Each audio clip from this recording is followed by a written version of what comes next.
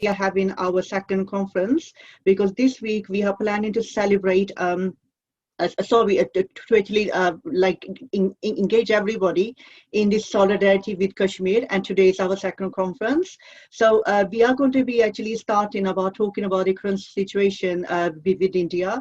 The first guest who we are going to be calling, who's going to be doing an introduction, is going to be Muzammil Thakur. Muzammil Thakur is a British a Kashmiri lobbyist, and at the same time he has a background from Indian occupied Kashmir. So he will be briefing us about the current situation in Indian occupied Kashmir at the moment. So let's welcome Muzammil Thakur. Thank you very much, Rehana, as well as Fahim.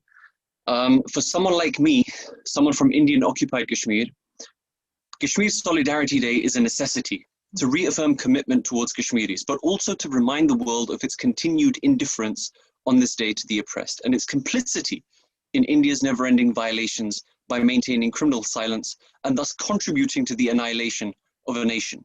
I say that because we are all here to show solidarity for the oppressed, the occupied and the subjugated people of Indian occupied Kashmir. But what's more important is what we will be able to do between now and next year, tangible targets, achievable goals that may leave a lasting impact and a further step toward liberating the people of Kashmir from Indian tyranny and Hindutva terror, which I'd like to focus on. We know what has happened in Kashmir. It's not ancient history. It's all happened in our lifetimes and continues to happen exponentially. But what's worse is that no one in Kashmir has known anything less than occupation, subjugation, and oppression. Hundreds of thousands dead, destruction of property and business in the billions, tens of thousands raped, innumerable enforced disappearances, thousands of mass and unmarked graves, human shields, torture, bullets, pellets, orphans, widows, half-widows, cyber cells, media blackouts, illegal draconian laws, false flag operations, war crimes, crimes against humanity, ethnic cleansing, genocide, demographic change, settler colonialism, fake and staged encounters. The list is endless. And Kashmir has always been India's laboratory where they've experimented with various versions of oppression and subjugation whilst continuing their illegal occupation.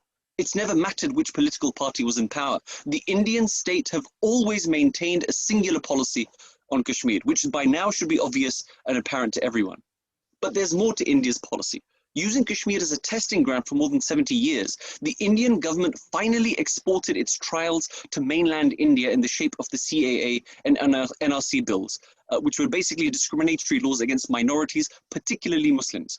And now we see the farmers' protests against laws against them, and the consequences journalists have to face for reporting those facts. The irony is, when it happened to Kashmiris, nobody stood with us, and for that they are reaping what they sowed and suffering the same fate they allowed on the people of Kashmir and even encouraged. And although the CAA, NRC and the Farmers' Land Bill was passed in 2019-2020, the principle itself predates the birth of India. And those principles manifested in Kashmir over 7 decades on an extreme scale, leading to war crimes. And recently a report was published that India have already issued nearly 500,000 domicile certificates to non-Kashmiris, so they may permanently reside in Kashmir. The demographic change, ethnic cleansing and settler colonial project is in full swing. So much so that it took Israel 50 years to do what India have done in less than a month. I want to mention that the passing reference to Israel is deliberate because there are so many comparisons that can be made, as well as conversations about the relationship between India and Israel, but I'm conscious of time and today's theme. I would add, though, that the influence of India on UK politics is still in its infancy, but we've seen how effective they can be, particularly since the Bjp came into power. If we don't act preemptively now, we'll end up with a lobby as powerful as the infamous Israeli lobby in the US, which brings me to the Bjp government, headed by Narendra Modi, backed by the RSS, a parent organization of the Bjp, a radical, neo-colonial, right-wing, fascist group that have an expansionist program and aspire to create a pan-Hindu nation under one party as they believe they are a superior race. Now, if that sounds familiar, that's because it is. Not just familiar, but identical to the ideals of Nazi Germany. Identical to the extent that the RSS's literature is inspired by Hitler and Nazism and even pays homage to them. The RSS uniform is inspired by them, the RSS salute is inspired by them, and the RSS vision too is inspired by them. The expansionist vision that the Hindutva ideology has, which is called Akhand Bharat, goes as far as the Middle East to the extent they claim the holy Kaaba in Mecca as their temple. And they call it Makeshwar Mahadev temple. They call the Taj Mahal as the Tejo Mahalaya temple, Qutub Minar as Vishnu's thumb temple, and of course the controversial and now demolished Babri Masjid as Ram Janam Bhoomi temple, also known as the Ram Mandir. Now, it's not just the identity of those they consider lesser mortals that they want to diminish, but eliminate anyone that does not bow down to them, submit to them, or convert. We've seen numerous mob lynchings all over India, the threat of digging up dead Muslim women and raping them, concentration camps in Assam, and of course, cold-blooded murder. Which leads me to the fact that there are terrorist training camps running all over India, and not just for adults. They train them young. They instill this sick ideology and mentality in them early, which can only be described as brainwashing, because I can't believe that the human race, even Hindus, are born with such criminal thoughts. Yet in Kashmir, we have seen things that cannot even be described as human rights violations, because the term does no justice to what the people have gone through. And I've mentioned the different terms that I've used before: war crimes, crimes against humanity, ethnic cleansing, genocide, and now sponsored by the BJP and RSS, a settler colonial project to force demographic change. But this isn't new. As I've already stated, Kashmir has been used as a testing ground by India for decades, and that laboratory experiment has now expanded as a policy into mainland India.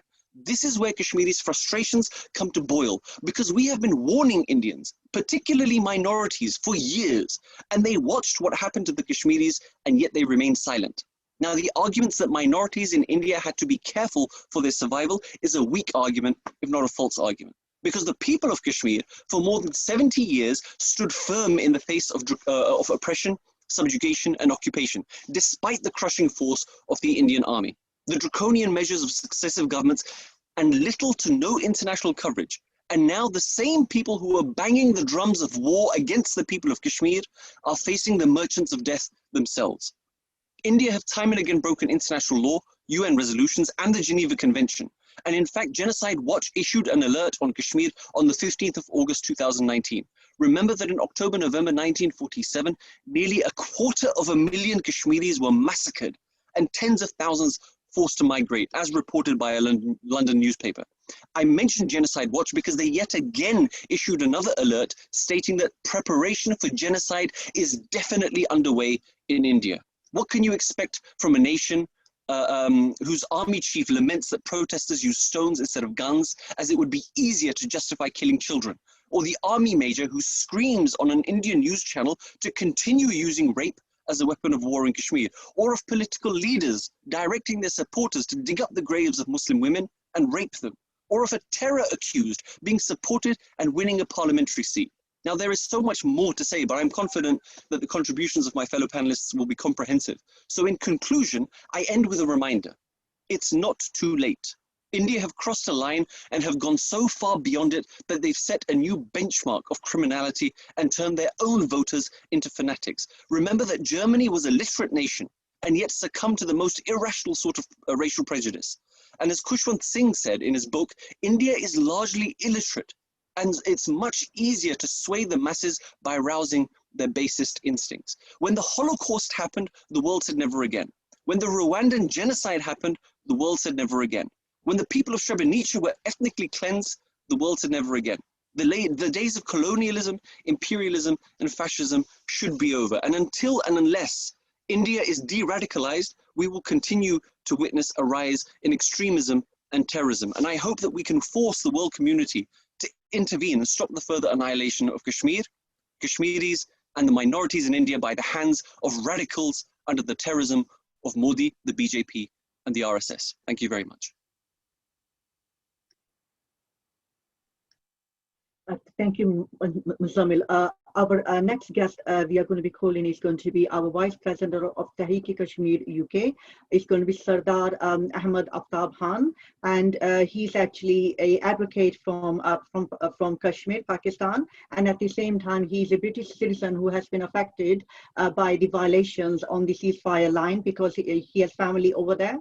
So if we would like to call upon Aftab Ahmed Khan, please. Thank you, Rihanna, having me in this virtual conference, and a very warm welcome to everyone who is participating. As you know, Rihanna, today Tehreek-e-Kashmir marks this Solidarity Day since Indian government unilaterally revoked Article 370 and 35A, which had granted Indian occupied Kashmir an autonomy. Since last 1.5 years, every one of us knows that during lockdown and repressive communication blackout, which was brutally enforced by Indian forces, people of Kashmir have been suffering a lot. And especially the people living across the line of control, their sufferings are much more than even people living inside the occupied Kashmir. May I say, every one of us knows that Kashmir is most militarized area in the world. As my elder brother and respected brother, Muzammar Ayub Thakur has already said, because of this huge presence of military in this small region and small areas in between the Himalayas, there are human rights violations, including torture, rape, extrajudicial killings, and illegal detentions. These are ongoing problems each and every day in occupied Kashmir. Now India government, what is doing is following the footsteps, as my little brother has already said, of Israel and trying to dispossess Kashmiri people with residency and land ownership and claims having been extended to non-Kashmiris. May I say it's a demographic change and world should wake up, world should take notice, and world, this is the right time to step in and to resolve this dispute, this long-standing dispute. My last submission, as my other guests have to be explained as well, I would, being a vice president of Tehreek-e-Kashmir, Tehreek-e-Kashmir is struggling here since last so many years just for purely cause of Kashmir and the Kashmiri people rights. Because in occupied Kashmir, there is no access of International Human Rights Commission over there. There is no access of international parliamentary delegations over there, and there is complete, blackout, and there is complete lockdown. So we people in British, we are here registered voter, we are here taxpayers, we are here members of civilized society. So it's our responsibility to become voice of the voiceless people of Jammu and Kashmir. As you know, Rehana, in 1947, Britain government, acting as a colonial power, oversaw this partition of subcontinent. This laid down the groundwork for the oppression. May I say, this laid down the groundwork for the oppression that the Kashmiri people facing till date. 500,000 people, including my own relatives, my brothers, my sisters, since last 73 years, the massacre start from Jammu till date have lost their lives. So Britons and the civilized world, they have responsibility, and Britons have a special obligation to right these wrongs. And may I say, I would like to urge all my participants, and from which origin they are, from which area they are, they must raise voice for the voiceless people of Jammu and Kashmir, and to end, this tyranny, to end the human rights abuses and the Kashmiri people's right of self-determination, and the mandate, the UN resolution 47 has been given, it should be respected. And the Article 3 of the declaration, which says that everyone has a right to life, liberty, security as a person, it should be enforced and it should be maintained in occupied Kashmir. Thank you very much.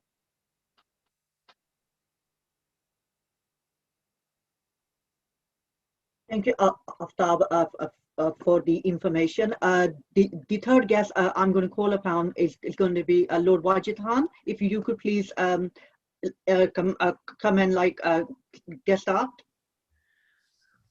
Assalamu alaikum and good evening, colleagues. It's a pleasure to be joining this webinar, and thank you for Imtiani Sir, Mr. President, and yourself, Rahana, for your kind introduction. I just want to say a big hello to everybody, in particular my former MEP colleagues.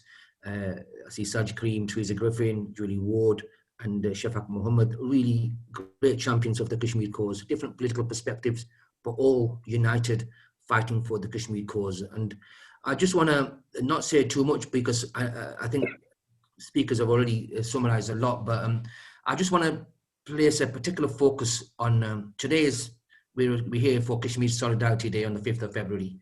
I think we should move away from this having a one-day focus on Kashmir.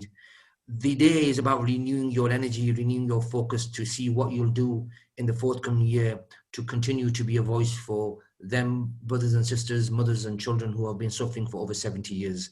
In relation to the legislation that's in that side of Kashmir, Indian administered Kashmir, is the AFSPA, Armed Forces Special Powers Act, Public Safety Act. There's never been one military personnel being persecuted or prosecuted for the actions against civilian people and deaths that's been caused. And I know people, and this is so important to differentiate. There are so many good brothers and sisters in India who I speak to regularly, who are equally absolutely shocked with what the BJP Modi-led government is doing in Kashmir. And if you want to see further evidence, just look at what's happening to the farmers from Punjab and how police brutality is in action there. It's sad scenes, and I think we are their hope. They look towards us, and me as a British politician, I see it as a moral duty, because unfortunately it was my country, United Kingdom, in 1947 in we were doing partition. We were never really good at partition, were we really? But we might have thought we did the right thing, but we ended up being a catastrophe, just like other parts of the world. I think it's really important to renew our focus and peace. The Mozambique laid down a really sad state of affairs, but I'm always a believer of peace and hope, and never lose hope. And I think the hope that we can achieve peace for the Kashmiri people, peace in between India and Pakistan, but it has to be Kashmiris who are the main contestants at the very central part of that dialogue moving forward. Last few points, I just got to say, it was very disheartening to see now in Indian administered Kashmir that the debate around Kashmir in education institutions is being closed down. So the Ministry of Education, you have to seek approval from the Ministry of Education within institutions to have a debate around Kashmir.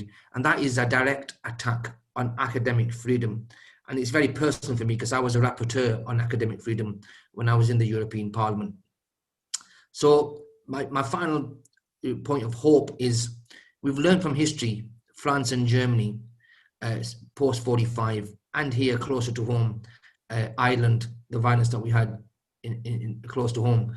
There is always a way out of this. I'm hopeful to look at international brokers. Like Norway played a part for a time between Israel and Palestine. International countries need to come forward. We need to see this. And India is trying to make this a unilateral issue, thinking, oh, this is within our constitution, just everyone back off, this is between us. It can't be, because it's not about that constitution. The people dying over there, people are, as my colleagues have said before, are suffering, losing lives, being raped, being shot at. So how can you leave this as an internal issue? This is a universal issue. So United Nations needs to do its job, fulfill its obligations.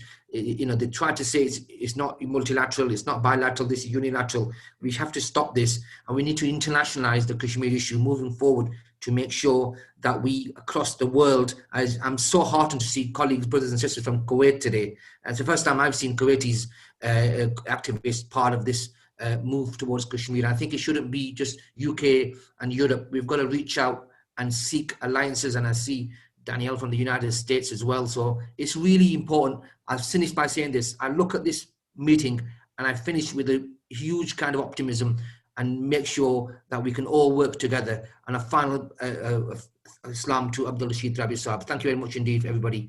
God bless, and may Allah give peace, and God give peace to all those people living under the difficult circumstances in Kashmir.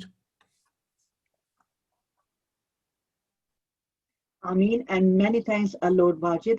The next guest I'm going to call upon is actually going to be Sajjad Karim. And Sajjad Karim is a former member of European Parliament. Well, good evening, everybody, and thank you very much to both Rihana and Fahim for the very kind to join with you all with Tehreek-e-Kashmir, mark Kashmir Solidarity Day. May I call what former colleague Lord Wajid Khan has just said in his comments, and also join him in saying hello to former colleagues who are here. Teresa, Shafak, also along with Wajid. I certainly can bear witness to the work at a European level. I also see that Graham Jones is present well. it really was a very active member of Parliament from the northwest of England. So I'm very pleased to see that he is maintaining his connections and activities on this issue as well. It's very interesting at Tehreek-e bring together such a very unusual occurrence to see this level of representation, breadth of opinion being shared. It's good that open dialogue can take place. I certainly find myself in a position not in agreement with everything that has been stated so far this evening, but also in agreement with what has been stated this evening. And in any healthy democratic debate, that is absolutely essential. Now, without actually repeating what has already been, I would just like to build the contributions that have been made and hopefully make a useful addition and contribution to them. And that is this, that of course we all recognize the situation that currently is out at a particularly magnified status within Kashmir. It has been an ongoing situation, but the tempo for the last few years has certainly been raised to a point where nobody really that can legitimately claim, certainly anybody involved in the political sphere, that they are not at least aware of the fact that a situation does exist on the ground. But the point is this, that this particular tempo has, because the prevailing winds in international politics and national discourse has been such that it has allowed and even facilitated for various parts of the world where human rights abuses are being carried out systematically in a state-led operative fashion to really come to the fore. They have not been challenged. And when it comes to Kashmir, certainly in 30 years of being involved in a variety of campaigns dealing with Kashmir, I hear time and time again calls for the international community to respond. But the issue is this, the international community is not going to be in a position to respond until their champions who are willing to take this forward. And certainly from what I have seen, there has only been one country that has consistently done whatever is in its power to raise a voice on behalf of the people of Kashmir, and that is Pakistan. It has obviously had limitations to what it can do, but that is the one country that has consistently always had Kashmir as its #1 foreign policy issue. Then we move on from that and we come to the United Kingdom. And quite rightly, there is a huge burden that the UK carries because of historical reasons. But one has to ask, realistically, bearing in mind the United Kingdom's current situation, what sort of expectation can really be placed upon the shoulders of a country like the United Kingdom today? And this is where I strongly encourage my fellow Brits to concentrate on bilateral relations in order to try and get some movement at an international level. And I give you one example. When the European Union was conducting its free trade agreement negotiations with India, I'm going back over a decade now. At that stage, within the European Parliament, we were able to ensure that within the negotiating mandate, we included an entire section, an entire chapter on human rights, and a section within that chapter on human rights abuses in Kashmir as part of the negotiating mandate.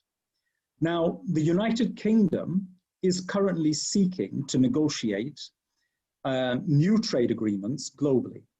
And right at the top of the list, in the top 5, is a free trade agreement with India.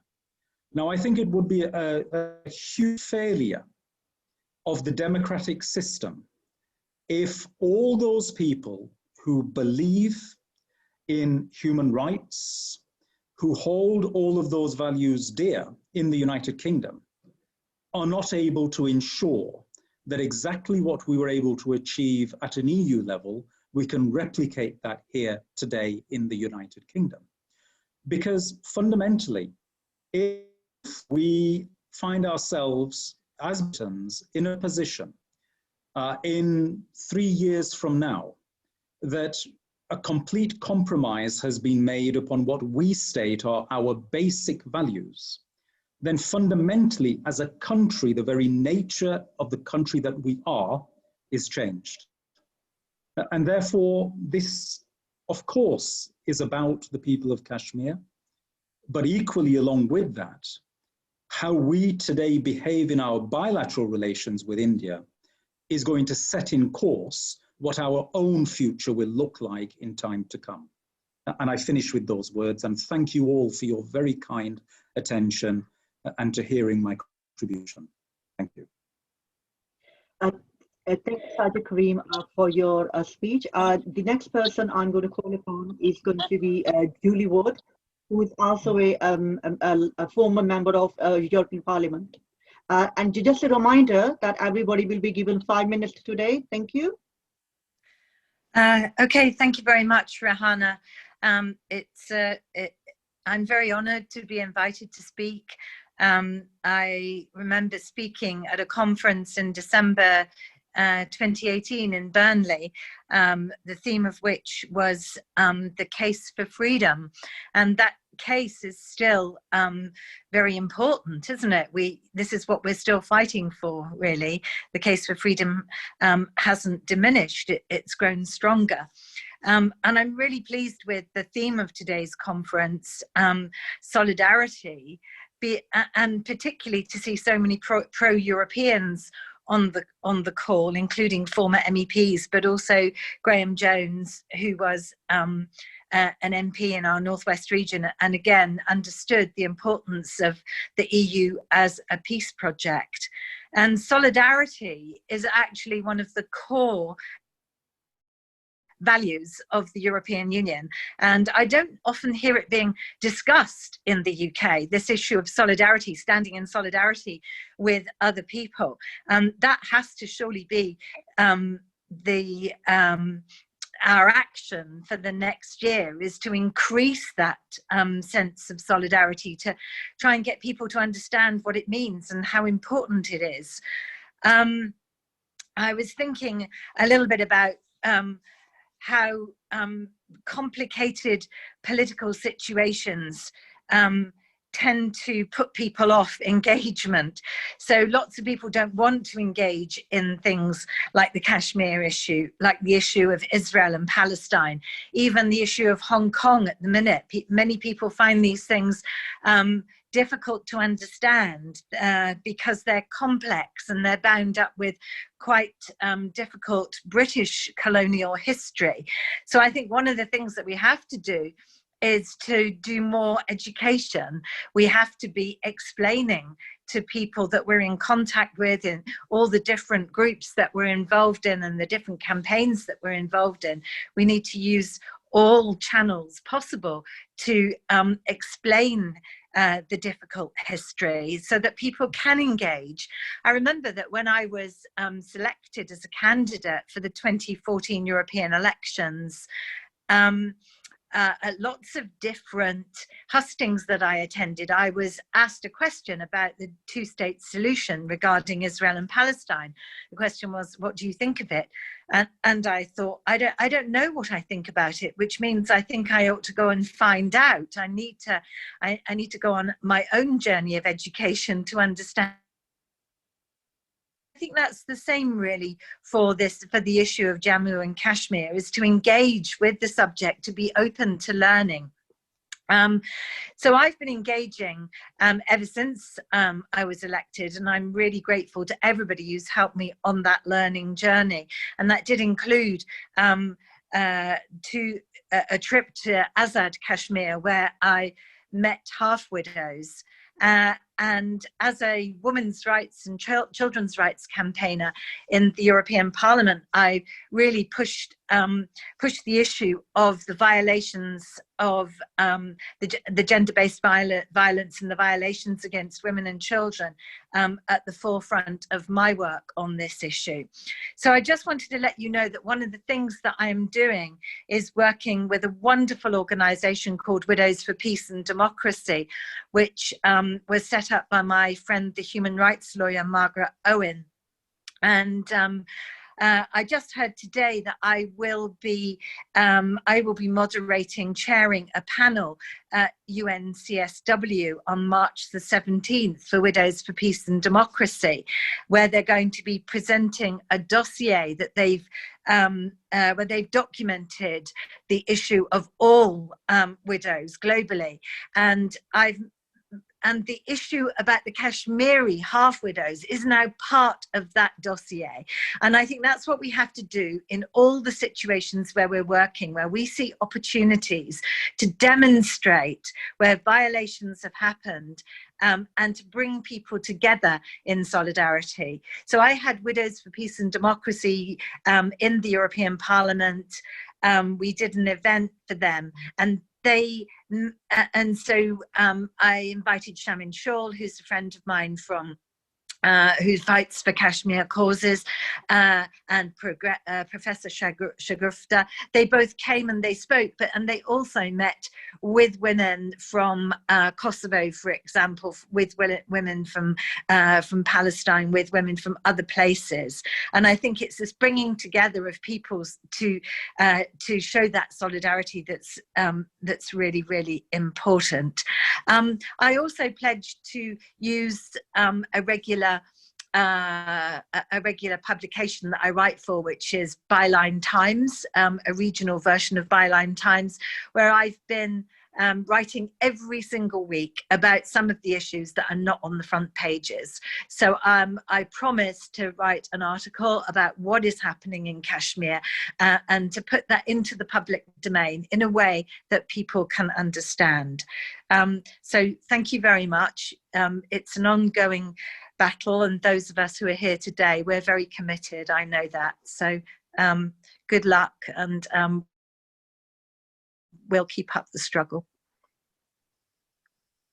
Thank you for your kind words, Julie Ward. The next guest I'm going to be calling upon is Teresa Griffin, and she's also a former member of the European Parliament.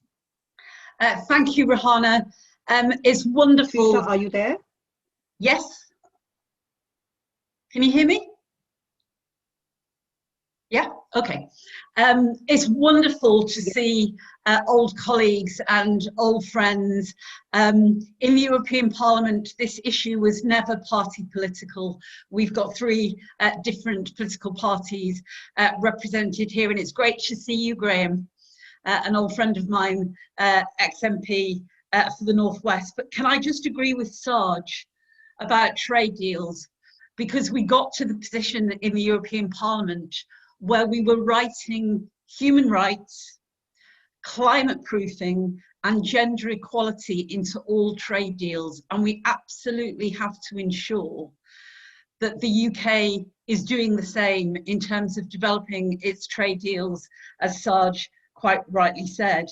I have to pay tribute to all of my colleagues, but especially Wajid, for actually pushing the issue of a negotiated peaceful settlement and self-determination for the people of Kashmir and Jammu so hard in the European Parliament.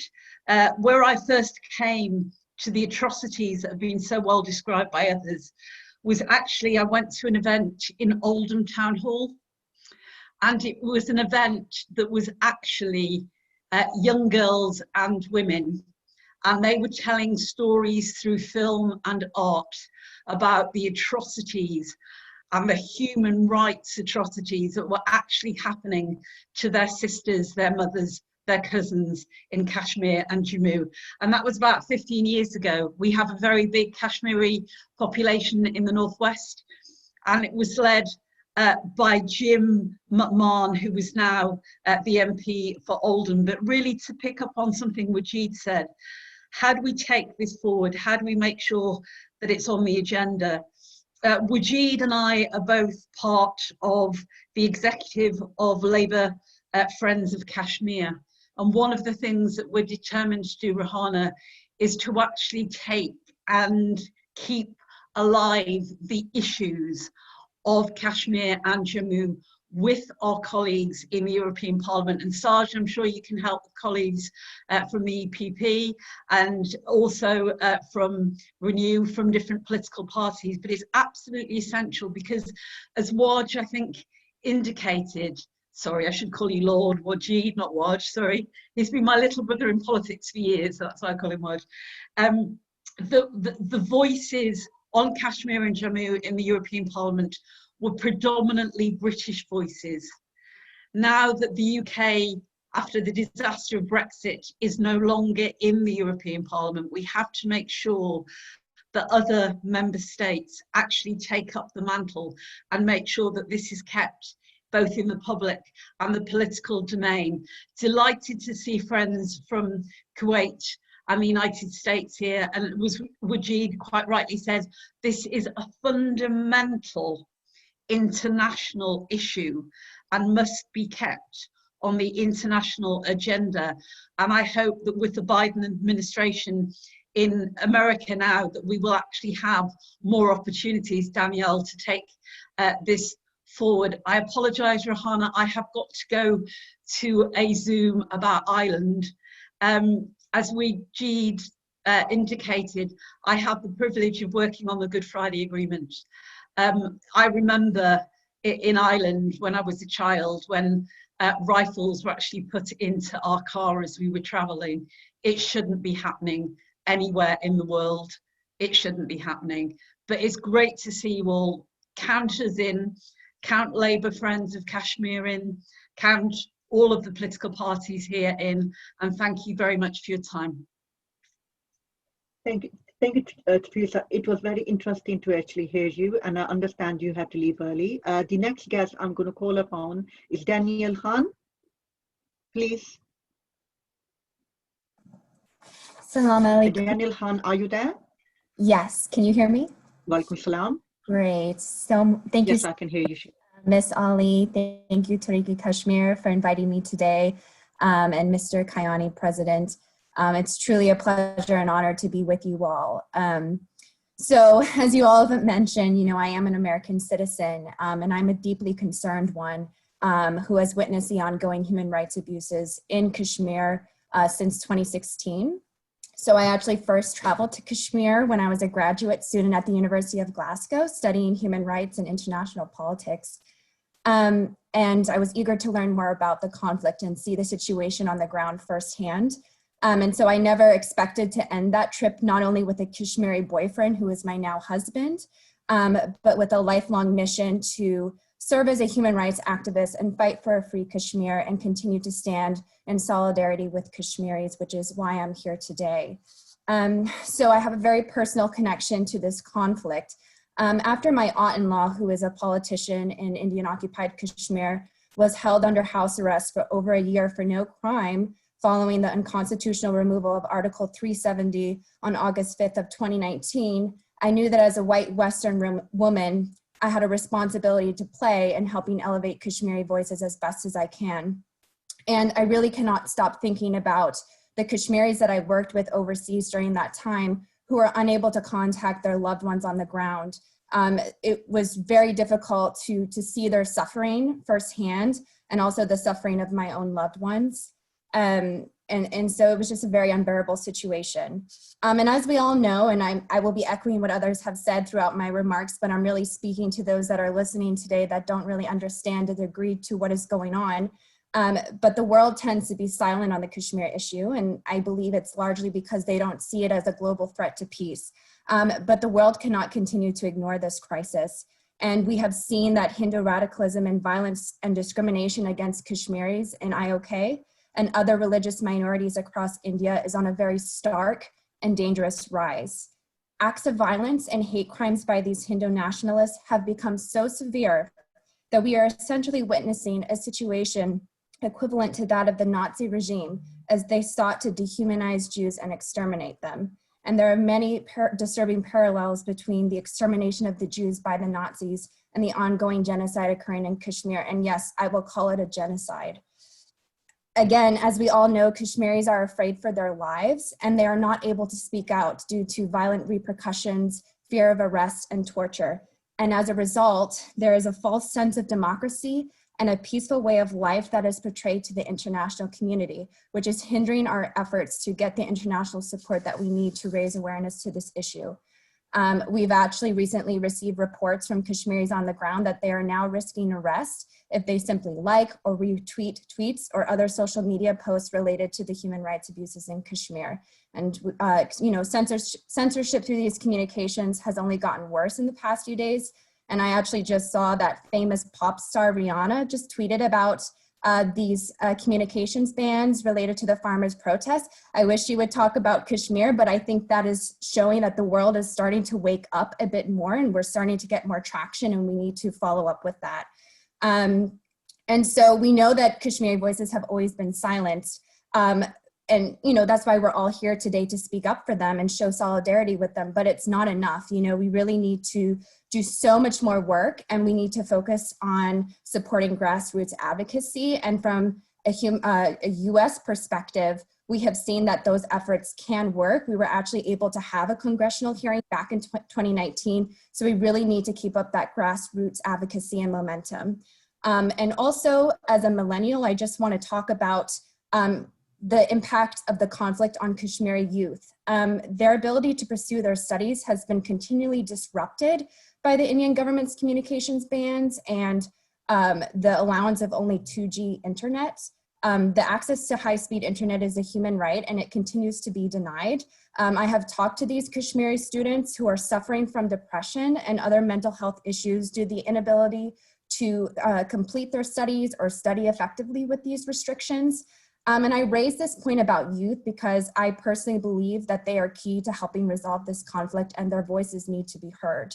I won't get into all the rise of fake encounters, but I think we know that this recent rise is incredibly disturbing. And it speaks to the fact that there's a clear ethnic cleansing of Muslims and Kashmiris occurring, and it is a sophisticated process that has been carefully planned and executed by Modi's Bjp government, which is backed by the fascist RSS regime. And the unconstitutional removal of Article 370 played a key part in this process. And so it is very unacceptable that the world is just sitting idly by and letting it occur. I do want to take a moment and strongly commend Pakistan for its continued efforts to raise awareness for the Kashmir issue. And again, from a US perspective, it is imperative that the new Biden administration work closely with Pakistan to address what is occurring in Kashmir and elevate Kashmiri voices, as well as with the UK and other European countries. Kashmiris not only deserve the right to self-determination, they deserve the basic right to live in dignity and with freedom. And we will continue to fight and show solidarity with Kashmir until that day is achieved, inshallah. Thank you very much.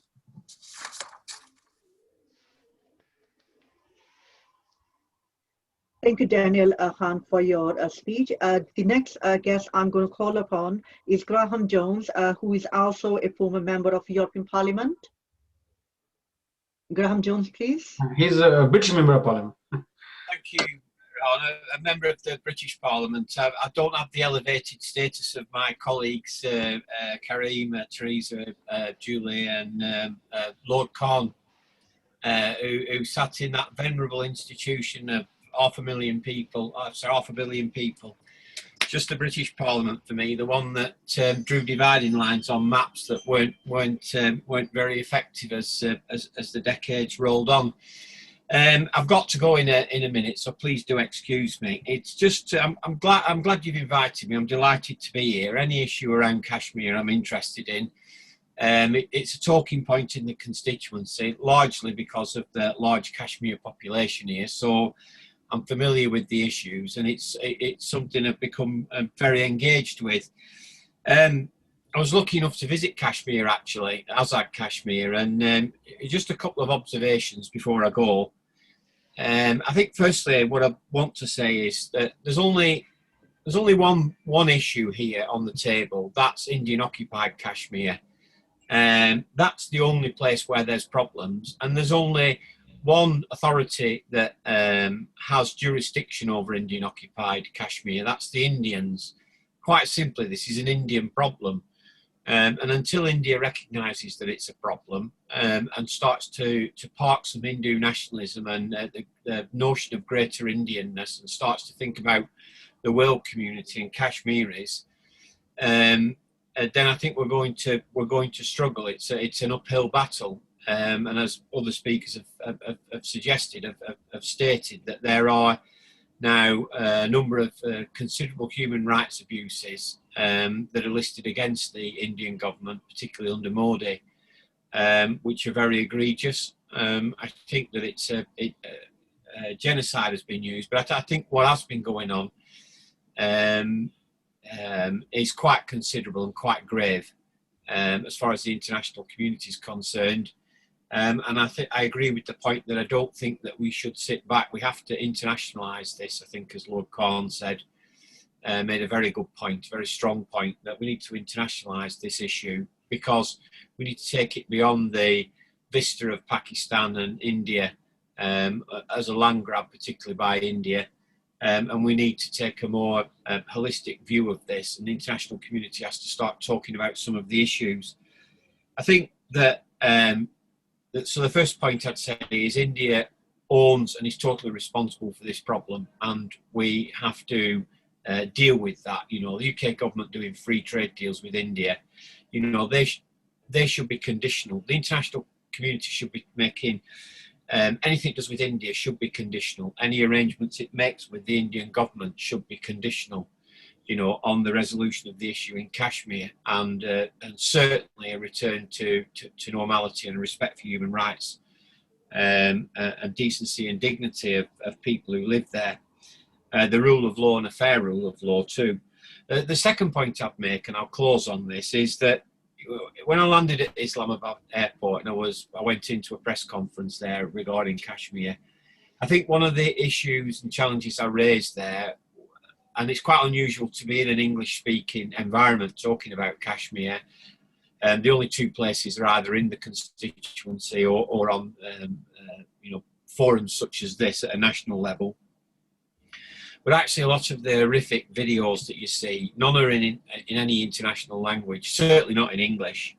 So it's really hard to make the argument about the human rights abuses and the situation in Kashmir when people can't follow or understand the narration or the text or the words that are being used in presenting the issue. You know, and I think that there's a real challenge here, and in that press conference in Islamabad, you know, whilst people did speak English, all the reporting by, and there must have been 10 or 12 TV crews there at least, all with satellite vans outside, 20 written media, some radio as well.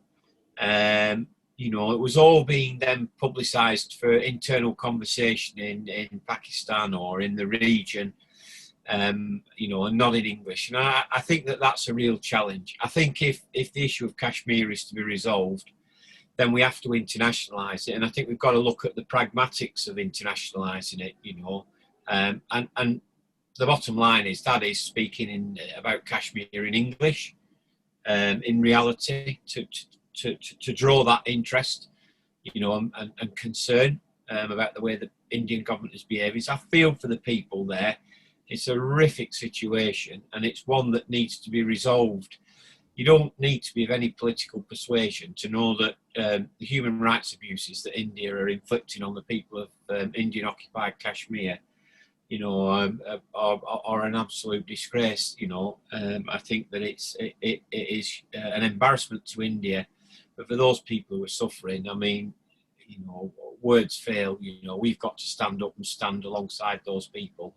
You know, make sure that they know that somebody's on their side. And I'll finish there because I have got to go to another meeting, so I do apologise. But thank you very much, Rahana, for letting me speak.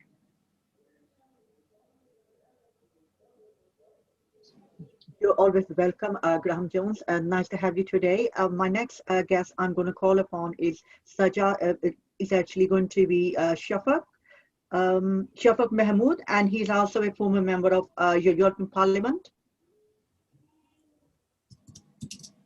Thank you. Shafaq Mahmood, please.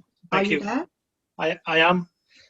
Thank you for You're welcome. the invitation to speak, and nice to see so many of my former colleagues there, and particular Saj, Kareem, Wajid Khan, Teresa, and Julie. And nice to follow on from Graham, actually. And I'll take on the point that Graham raises, because it's a valid point, that too often we seem to be preaching to the converted, in the sense of trying to tell people it's a terrible situation in Kashmir, when quite a lot of people know that, because they are either linked to Kashmir, like myself, who was born, fortunately for me, on the Pakistan side, or people that take a keen interest, like the likes of Graham and others. And I think the challenge for us is to communicate, and we have to communicate in an international language that people understand, and English is the language. And that's something that we're going to have to instill upon people campaigning. Absolutely, there's a need for a domestic message in Pakistan and in Kashmir itself, but also we've got a huge job on our hands in terms of persuading the actual international community to take heed. And I kind of want to carry on from where Saj left off, in the sense that trade is going to be a huge issue. We've just left the European kind of union proper. We kind of left the Parliament last year, but we've left the union proper for the transition period at the end of December. And trade is a huge issue. And I, for one, always argued when I was in the Parliament in Europe that actually our European values have to be at the centre of what we do in terms of how we operate. And I, for one, never said I want a specific policy on Kashmir when it comes to trade, actually, because the things that I value, human rights, civil liberties, equality for women, minimising our impact on the environment, protecting children, are values that should apply to everywhere. And I think that's where I would say we start with our government here in Britain, to say, we'd like you to have a more ethical foreign policy. And we want you to actually value and have these preconditions, so no government can come in and say, oh, you're picking on me, this is specific to us, because actually we want to see human rights protected elsewhere, whether that's in Brazil, when it comes to the Amazon rainforest, just as much as we want it in Kashmir. Clearly in Kashmir, what's happening is intolerable, and we have to challenge. And as I think the first speaker we had, Muslim, said, that people in India have to wake up. And you're right, they are waking up. The farmers protest at the moment, or the CAA. One of the last things I did in Parliament was to get a resolution on CAA. And I have to say, the vitriol and the personalisation attacks that you get when you stick your neck out against an intolerant government like the BJP, the fact that their media, English speaking as well as Hindi, went through every post I've ever done and went round highlighting the fact that I was born in a small town called Chakswari in Mirpur, Azad Kashmir. It wasn't a state secret, it's something I've never hid from. I was 4 years old when I came to the United Kingdom. I represented the Yorkshire region. I don't see it as a problem. What we've got to do is actually challenge this media, because this media is now coming to our shores. And as we've seen in the investigations that the European Disinformation Lab has seen, that there's a lot of fake news, a lot of fake accounts being set up. We used to have an EP Parliament Today magazine that I'm sure Wajid Khan will remember. I thought that was an official publication of the Parliament, I kid you not. The only time I started to question it was straight after the 5th of August, when actually it attacked myself and my colleagues, because we dared to write a letter to the kind of what in essence is the foreign spokesperson for the European Parliament, Mogherini, to say we're deeply concerned about what happened in Kashmir. And the terminology used at the time, having a personal attack on me, but also talking about POK, Pakistan Occupied Kashmir. That's a term I've never heard used in the Parliament normally. The term always is Pakistan administered Kashmir, Indian administered Kashmir. And that's when we started questioning that. And then clearly that operation got shut down when we realised it was fake. And then the next thing came up, the Chronicle. And so therefore we're going to start to challenge this narrative that's happening, that their media will come here, this misinformation, trying to actually portray that there's no issues in Kashmir when they are. and we've got to insist on the rights of the organisations such as Amnesty International have to be given unfettered access to Kashmir. That's something that was in those UN reports. And I think we have to rely upon those UN reports, both from 2018 and 2019, that really do document the human rights abuses. And we've got to challenge our government here in the United Kingdom. And what we also have to do is keep the pressure on in Europe. And Vaj is right, and others are, to continue to keep in touch with his socialist colleagues and my Renew Europe liberal colleagues to keep their feet to the fire, because we are very worried that because we've left now, our other colleagues might not, one, have as many constituents that go to them with these issues, and two, may well look at other issues such as trade, arms deals, when it comes to the French, might be more important than actually fighting human rights and civil liberties. So a lot of work to do, a lot of lessons to be learned. We will continue to support the work of Fahim Kani and others in Tehreek-e-Kashmir. And I hope that, the comments made by Graham are taken on board and we actually communicate outside the already converted. Thank you for the opportunity to speak.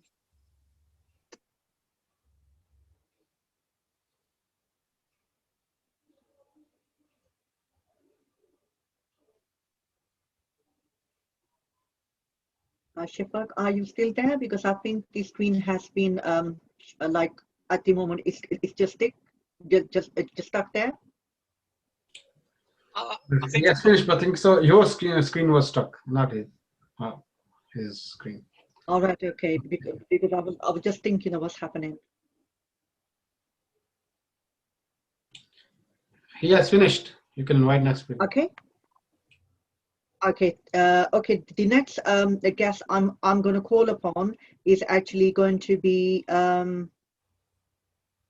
Majbil Al-Sharika. And before I call, I would like to remind everybody that we are having 5 minutes for each guest because we have many guests today. So can I call upon Majbil Al-Sharika? And I would like to thank our guest who just left now. I think so. You can invite Dalal Al-Ajmi. He's not here. He's a lawyer, human rights lawyer from Kuwait, Dalal Al-Ajmi. Okay, so yeah. So the next person, if he's not there, okay, Walaikum Salam. So it's going to be Dalal Al-Ajmi. Am I right? Yes, my dear. Thank you. Assalamu alaikum. أرحب بالجميع بتحية الإسلام. السلام عليكم ورحمة الله وبركاته. الأخ فهيم كياني وفريقه من منظمي هذا المؤتمر يستحقون الشكر والتقدير من القلب، ذلك لأن هذا الرجل يعمل بجد لإحداث تغيير في حياة الشعب المحاصر في جامو وكشمير المحتلتين من قبل الهند. اسمحوا لي أن أؤكد لكم جميعاً أنني كمحامية كويتية وناشطة في مجال حقوق الإنسان أعاهدكم ترجم دلال بالدفاع عن هذه القضية. أوكي أدز له مسج. أوكي. السلام عليكم. السلام عليكم. Can you hear me? Yes, we can hear you. We can hear you. Am I allowed to translate, please? Yes. Yes, please. Okay, Sister Dalal said, Assalamu alaikum wa rahmatullahi wa barakatuh. Brother Fahim Kiani and his entire team of organizers of this conference deserve a heartfelt appreciation. This man is working really hard to make a change in the lives of the besieged people in the Indian-occupied Jammu and Kashmir. And let me also assure you all that I, as a Kuwaiti lawyer and a human rights activist, I promise that I will remain committed to defend the cause, inshallah. بصرف النظر عن كوني محامية، فأنا أيضاً وأخت وابنة. يبدأ قلبي بالذعر بمجرد تذكيري من فكرة المرأة الكشميرية التي تعاني في جامو وكشمير المحتلة من قبل الهند. الأمهات والأخوات الذين يعيشون في الوادي تحت ظلال الرشاشات وعلى بعد أمتار قليلة من بنادق ومرمى الهدف من القتلة والمغتصبين الهندوسية وأتباع هندوتيفا من منظمة RSS الذين يرتدون الزي العسكري والشرطة. لا يوجد امرأة تستحق هذا النوع من الحياة المهددة بالانقراض في عالم متحضر نحن نعيش به. Apart from being a lawyer, I am also a mother, a sister, and a daughter. My heart begins to panic at the very thought of a Kashmiri woman in the Indian-occupied Kashmir, Jammu and Kashmir. The mothers and sisters of the valley who live under the shadow of machine guns and within a few meters of the rifle-toting Hindutva murderers and rapists of RSS, who wear military uniform and police uniform. No woman deserves this kind of endangered life in a civilized world. كلنا نعلم الحقيقة. لقد رأينا ما يكفي من التعاطف الزائف في القضية الكشميرية. أناشد باتخاذ بعض الإجراءات الحقيقية على أرض الواقع، مثل إنشاء صندوق لإعمار كشمير، كذلك إنشاء مؤسسات تعليمية تخدم الكبار والصغار كل على حدة في هذا الوادي، كذلك إنشاء منظمات قانونية تقوم برفع الدعاوي دولية وتقديم إرهابي هندوتيفا إلى العدالة. نحتاج إلى نشاط ملموس يصل بنا إلى العدالة لهذا الشعب المنهك. We all know the truth. We have seen enough of sympathy, or fake sympathy for Kashmir issues. I appeal for some real actions on the ground. Actions like setting up a Kashmir fund,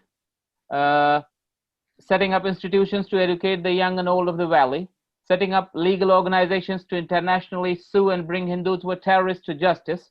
I want result-oriented activism. خلال هذا المؤتمر أود أن أناشد كل من سردار مسعود خان الرئيس الموقر لأزاد جامو وكشمير، كذلك رئيس الوزراء الباكستاني السيد عمران خان، بإشراك المجتمع المدني الدولي في نضالهم من أجل الحرية الكشميرية أو القضية الكشميرية. إن سياسة حافة الهاوية، السياسة المجردة، لن تفيد في تخفيف معاناة الشعب الكشميري المحتل. يجب أن يكون هناك حركة شعبية قوية حول هذه القضية. Through this conference, I would like to appeal to Sardar Masood Khan, the Honorable President of Azad Jammu and Kashmir, and also to the Honorable Prime Minister, Mr. Imran Khan, to get the international civil society engaged in their struggle for Kashmiri freedom. A mere political brinkmanship won't do much to relieve the sufferings of the people of occupied Jammu and Kashmir. There should be a people's movement about this issue. يسعدني أن أرى عددا من السياسيين البريطانيين يشاركون في هذا النقاش حول انتهاكات حقوق الإنسان في كشمير. ومن هذا المؤتمر أناشد تفعيل العمل لدى الحكومة البريطانية من أجل جلب هذا القاتل الإرهابي المدعو مودي وتقديمه إلى المحكمة الدولية لينال عقابه الرادع لمثل هؤلاء الإرهابيين خلفاء هتلر النازيين. أعتقد أن رسالتي نيابة عن المجتمع المدني العربي وصلت وبصوت عال ومسموع. دعونا نعمل بجد وبأكثر فاعلية لتحرير إخواننا وأخواتنا في كشمير من براثن إرهابي الهندوتيفا الوحشية. أود أن أشكركم جميعا على دعوتي لحضور هذا المؤتمر، وأنا أقدر لكم ذلك، وأتمنى لجميع أعضاء اللجنة نجاحا كبيرا في مسعاهم. والسلام عليكم ورحمة الله وبركاته. ما شاء الله. I am glad to see a number of British politicians engaged in the discussion around the violations of human rights in Kashmir. And through this conference, I appeal to them to activate the British government to bring the Indian mass murderer Modi to the book. just like the bought Hitler or Nazis Hitler to the book. I believe my message on behalf of the Arab civil society is loud and clear. Let's work harder to emancipate our Kashmiri brothers and sisters from the draconian clutches of the Hindutva terrorists. Thank you very much for inviting me to this conference. I appreciate it, and I wish all our panelists great success in the endeavor. Wassalamu alaikum wa rahmatullahi wa barakatuh.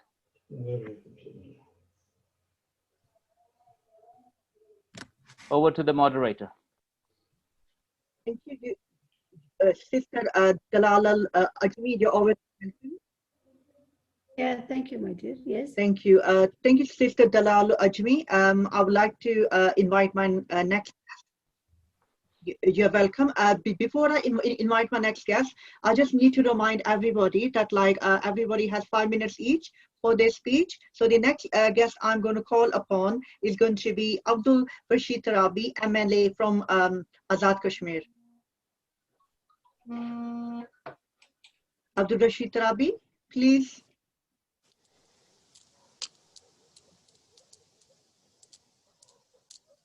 Are you there?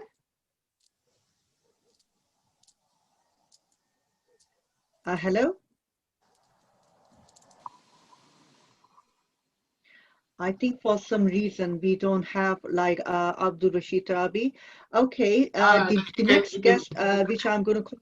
Excuse me, he's trying to speak. Rabi sir, you can start. Sorry? We can't hear you. I think so. You haven't turned. Hello? Hello? Rabi sir, we can't hear you. Okay, let me actually say again. The next guest I'm going to call upon is Abdul Rashid Tarabi, MLA from Azad Kashmir. Can you hear me now?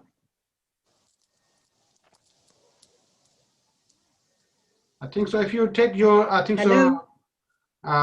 headphone out, please, on the phone. This is on the phone. You can I don't have any headphone. No. It's Rabi sir. Assalamu alaikum rahmatullah. Okay. Assalamu alaikum Assalamu alaikum rahmatullah. Wa alaikum salam. Salam and regards to everybody. Assalamu alaikum. Sister Rihanna. Alaikum assalam wa rahmatullah. Assalamu alaikum. Wa alaikum. I am very grateful for inviting me in this on this occasion, and I appreciate the efforts made by Tehreek-e-Kashmir and its president, Brother Fahim Kiani, and his other colleagues, Sister Rihanna, for highlighting the plight of suffering Kashmiris at international level. And I also appreciate the participants' view and their efforts, especially the members of parliaments, whether they are member of European Parliament or British Parliament, and human rights activists globally who are working as a Scottish voice of Kashmiris. We are grateful for their contribution. We are grateful also the electronic and print media who have been highlighting this issue, especially after the 5th of August, unlawful steps taken by the Narendra Modi government to fracture the status of state and grab the land of Kashmiris. I think it is a duty of international community to come forward to persuade India to stop human rights violation and the warlike situation in line of control between Indian occupied Kashmir and Azad Kashmir, and they try to come forward to persuade India to force India to repeal the draconian laws and steps taken by the Indian government of 5th of August. They should be repealed, and our leaders, Hurriyat leaders, human rights activists, they should be released, and international media and humanitarian agencies should be allowed to see the situation by themselves, what is happening in occupied Kashmir. Much is being debated in parliaments and much is discussed in media. Now it is time to play their due roles of respective governments, and now we should persuade governments to play their effective and due roles at international level. United Nations and OIC, they have passed many resolutions regarding Kashmir issue, and Kashmiri's demand is only very simple and very clear that those resolutions should be implemented. United Nations Security Council resolutions have been partially implemented. Ceasefire has taken place. There is a monitoring group of the United Nations working in both sides of Jammu and Kashmir, and rest has to be implemented by the United Nations. It is, I think, obligation which has been made by international community in India and Pakistan too with Kashmiris, that they should be given a chance to determine their future through a fair and transparent plebiscite would be conducted under the supervision of the United Nations. So I think Kashmiri's demand should be fulfilled, and international community to play their role to persuade India to abide by the United Nations Security Council resolution and international law. Again, we request our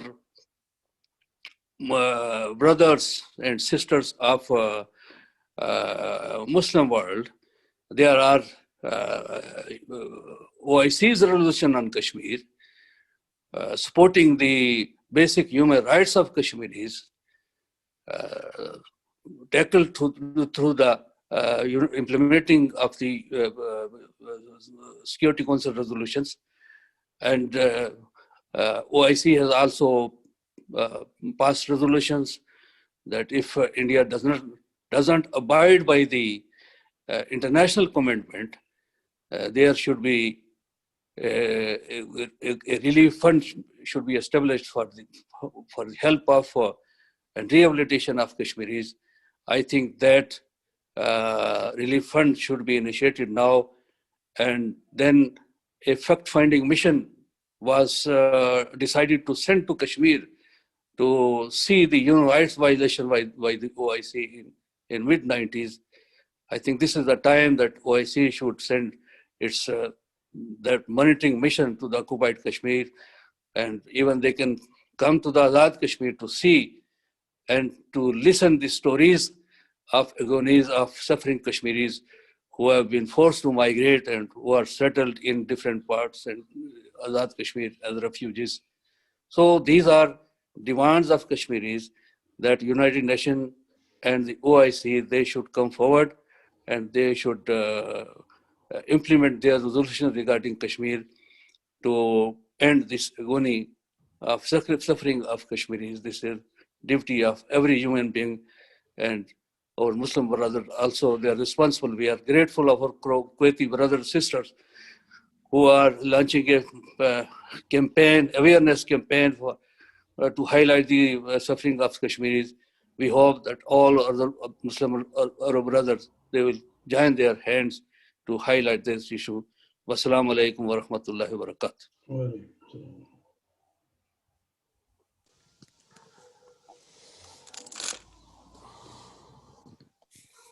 Please unmute yourself, Rehan. I just forgot to mute myself. So I would like to thank Abdul Trabi Sahab, and then I would like to call upon our next guest, human rights lawyer, Majbil Al-Sharika, please. السلام عليكم ورحمة الله. وعليكم السلام. اسمحوا لي أن أغتنم هذه الفرصة لأشكر الأخ فهيم كياني وكامل فريقه أو المنضمين على هذا المؤتمر الحسن التوقيت والعميق بشأن قضية كشمير. اليوم إخوتي وأخواتي الأعزاء لدي وجهة نظر جديدة بشكل مدهش حول هذه المسألة وأود أن أشاطركم بها. Assalamu alaikum wa rahmatullahi wa barakatuh. Let me take this opportunity to thank Brother Fahim Kayani and his entire team of organizers for such a timely and thoughtful conference on the issue of Kashmir. Today, my dear brothers and sisters, I have a surprisingly fresh viewpoint on the issue, which I would like to share with you. تفضل. على مدى 70 عاما الماضية كانت وكالات حقوق الإنسان والناشطون يناظرون للتوصل إلى حل قضية جامو وكشمير المحتلة من قلب الهند ووقف المذبحة العجان هناك، لكن لم يحرز أي منا أي تقدم بصعوبة ناهيك عن الوصول إلى حل عملي.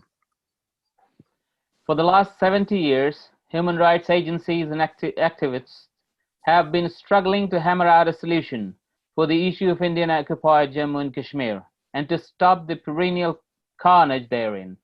But none of us has hardly made any progress, let alone reaching a practical solution. لقد جعلني اهتمامي ومشاركتي كمحامي في مجال حقوق الإنسان أن أستكشف السبب الجذري لهذا المأزق، ومما يثير دهشتي المطلقة أننا جميعا بما في ذلك الوكالات العالمية نشتري الأكاذيب والخداع والوعود الكاذبة والتأكيدات الزائفة من هندوس فنظام الهند. نحن نصدق ما يؤكده لنا الحكام الفاشيون الهندوس ويعودون إلى الوطن بسعادة دون ضمان أي تغيير على الأرض. هذا نوع من السذاجة من جانبنا. My interest and involvement as a human rights lawyer made me explore the root cause of this stalemate. And to my utter surprise, all of us, including the global agencies, have been buying only the lies and deception, the false promises and fake assurances from the Hindutva regime of India. We believe what the Hindu fascist rulers assure us and come back home happily without ensuring any change on the ground. This is kind of naive on our part. لا أشعر بالخجل من قبول حقيقة أننا نخدع الانخراط مع نظام لا يفي بوعوده بل يخرقها في ضوء النهار. ليست الحكومة الهندية ولكن علينا تغيير موقفنا تجاه معاناة كشمير. I have no shame in accepting that we are being fooled, getting engaged with a regime that doesn't keep its promise, rather breaks it in broad daylight. It is not that the Indian government, but it's us who have to change our attitude towards the Kashmiri sufferings. تفضل. كيف تتعامل وكالات المسائل العالمية مع الأنظمة المارقة؟ ماذا فعلت الأمم المتحدة بصدام حسين والحكومة العراقية؟ وأن يجب أن يتم معاقبة الحكومة الهندية كما حصل مع صدام حسين لأن كليهما انتهك حقوق الإنسان. وعندما ذهب المارقة كم عدد العقوبات التي تفرضها الأمم المتحدة والولايات المتحدة على إيران؟ كيف يتم التعامل مع كوريا الشمالية؟ كيف يتم التعامل مع القذافي؟ لكن عندما يتعلق الأمر بالنظام الهندوسي الفاشي في الهند يبدو أن سياسة الأمم المتحدة والولايات المتحدة تخفف إلى حد كبير. نرجو أن نعرف لماذا. هل الحياة الكشميرية غير مهمة؟ How do the global accountability agencies treat rogue regimes? What did the UN do to Saddam Hussein and the Iraqi government when it went rogue? How many sanctions do the UN and US have on Iran? How is North Korea being treated? How was Gaddafi dealt with? But when it comes to the fascist Hindutva regime of India, the policy of the UN and the US seems to soften a great deal. Maybe you know why? Does Kashmiri life not matter? تفضل. أعتقد أنه يجب علينا جميعا في هذا الوقت تغيير نموذج نهجنا تجاه هذه القضية، فلا شيء طبيعي في كشمير ولا يمكننا أيضا أن نشعر بالرضا كما هو الحال في العمل كالمعتاد إذا لم نقطع تلك الأميال الإضافية وجلبنا للطقات الحاكمين في الهند إلى الكتاب. يؤسفني أن أقول أن مقاطعنا الصوتية لن تجلب أي راحة لأخوتنا وأخواتنا في كشمير. يجب علينا جميعا أن نتصرف بسرعة وبجنون، وجزاكم الله خيرا وشكرا جزيلا على وقتكم. I think we all at this point of time should change the paradigm of our approach towards the issue. Nothing is normal in Kashmir. We too can't be complacent like business as usual. If we didn't go to those extra miles and bring the ruling tyrant of India to the book, our sound bites will, I'm sorry to say, won't bring any relief to our brothers and sisters in Kashmir. We all must act, and act fast and furious. Jazakallah khair, and thank you very much. I would like to say shukran to our brother. شكرا. عفوا جزاك الله خير. Thank you. Okay, the next guest I'm going to call upon is from Indian occupied Kashmir, and the name is Zafar Qureshi. Zafar Qureshi, please. Zafar Qureshi. Assalamu alaikum, everyone. Salam. MashaAllah. Jazakallah khairan, Sister Rehana, as well as Brother Fahim, for MashaAllah arranging this timely conference on gaining awareness and creating solidarity for the people of Kashmir. I'm really happy to see the depth as well as the breadth of the participants here on this conference, not just from the political diversity, but also the geographical diversity that has been included in here. And I hope, inshallah, these efforts will multiply and carry on getting more awareness. Ladies and gentlemen, as you heard, I am Zafar Ahmed Qureshi, born and brought up in Indian occupied Kashmir. People of Kashmir have been occupied since 1947, and there's nothing new, which you all heard.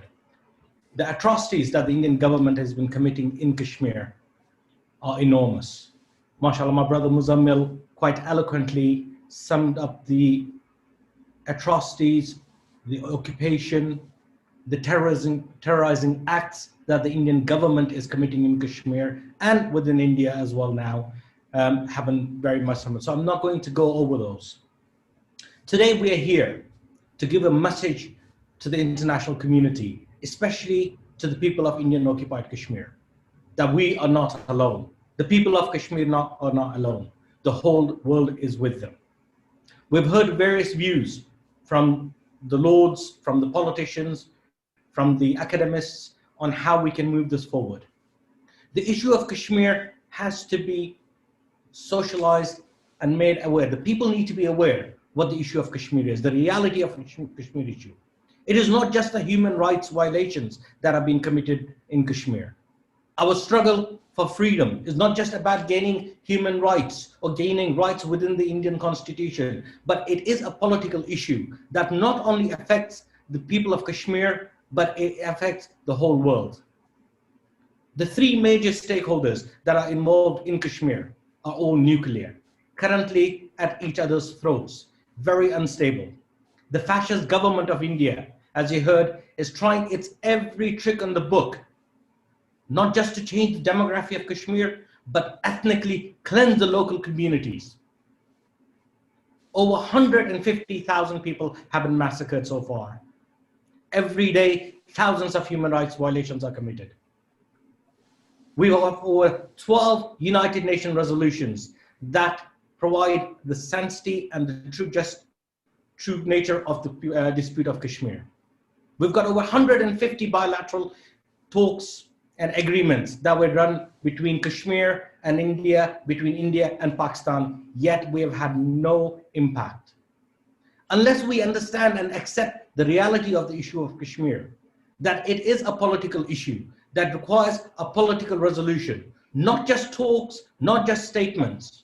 The international community has a duty to ensure that we stand up together for the people of Kashmir, to ensure that they've given the right of self-determination as been promised. We've been under the lockdown since last year because of COVID. We've seen, even if in a marginal state, how it feels to be under lockdown. Now imagine the people of Kashmir who have been locked in their own homes since 2019, with no access to communication, medical facilities, no education. Our political leadership has been imprisoned either in their own homes or under faked cases that have been lodged by NIA. Yasin Malik has been currently imprisoned in their own with serious case charges, fake charges laid against him. Asya Indrabi, our 90-year-old veteran Kashmiri freedom leader, Sayyid Ali Shah Gilani, has been imprisoned in his own home, unable to commute or raise his voice against the oppression. Our youth is being tortured and imprisoned and sent across the prisons in India with no access to justice. We have a duty. We have a duty to the people of Kashmir. We have a duty to humanity to raise our voices. But we must, as Muzammil said earlier, now start taking practical steps that will yield tangible results and make a difference to the people of Kashmir. Making few statements or online reports is not enough. The international community must come together. We, as Brother Majbal said, United Nations was able to launch sanctions and send forces to the areas where the human rights were threatened or human rights violations were committed, where the democracy was disaster. Why can't the international community do the same for the people of Kashmir? Why is it that the international community stays silent when it comes to the human rights violations committed by the current BJP government? It is imperative that we unite, irrespective of where we are from, what religion we follow, what creed or culture, what political ideology we found. The issue of Kashmir is an issue of human rights violation that requires a political solution. This COVID has taught us one thing, that evil, no matter in what form, whether it is a fascism like Hitler's in Germany, or whether it's a fascism like BJP, RSS, or whether it is a microbiological virus, unless we stand united together and fight against the evil that spreads. Evil has no boundaries, it it transcends all boundaries, all genders. Don't want to take too much of the time. There's one message that I want to clearly give on the behalf of the people of Indian occupied Kashmir. We have been fighting against this illegal occupation for the last over 70 years. Our struggle for freedom will continue, no matter what. Whether it is through our voices, whether it is through defending our wealth, our honor through with sticks. Our struggle will continue. We will carry on until the day that we have gained our rightful freedom from the Indian illegal occupation. But it is your duty to stand up across the globe, to stand up for our voice, to stand up for our rights, be our voice across the globe. Whether you are a politician, whether you are an academic, whether you are an activist, no matter what you are, every little makes a difference. And I want to thank you all before I leave with those comments. Jazakallahu khairan for all your support. Thank you for your time, Zafar Ahmed. The next guest I'm going to call upon is Shani Hamid, please. Hello, assalamu alaikum wa rahmatullahi wa barakatuh. Hello, ladies and gentlemen. Thank you for having me today. Today, with the Indian occupying forces still committing to worse human rights abuses in Jammu and Kashmir Union Territory, a rapidly increasing genocide taking its course in the very area, with abuses including a range from torture, rape, sexual violence, repression, disappearances, and mass killings.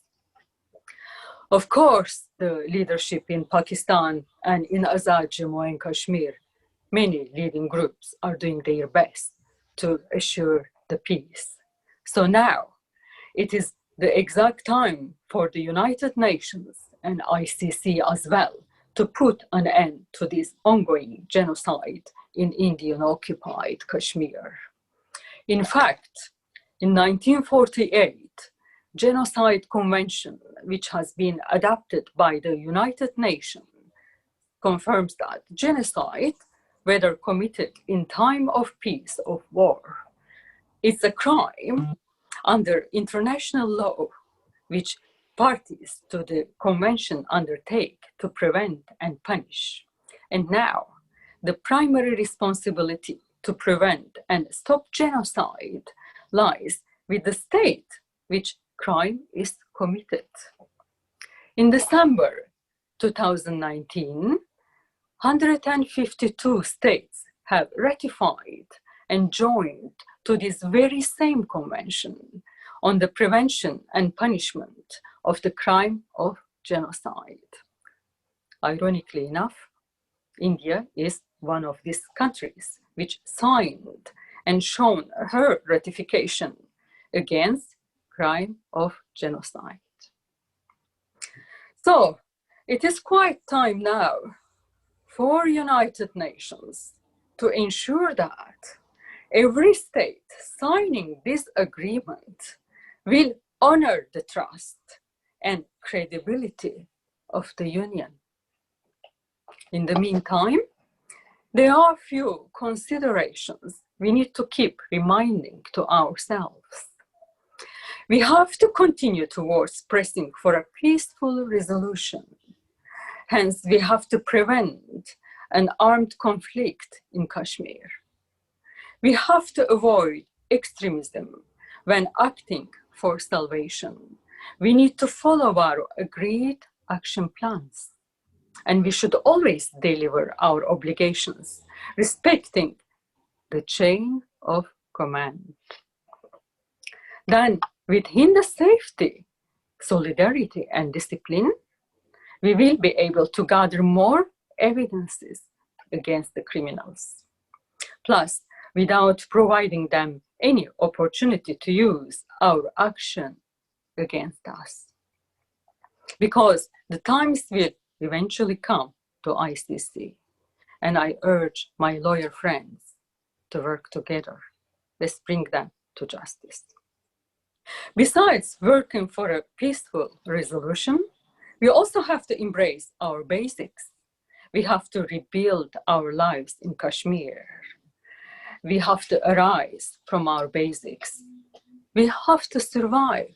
And now my message goes to my Kashmiri brothers and sisters. At the moment, we might not have the internet supply. We might not have any power. We might not have any tools of modern technology. But we have each other. We have our hearts.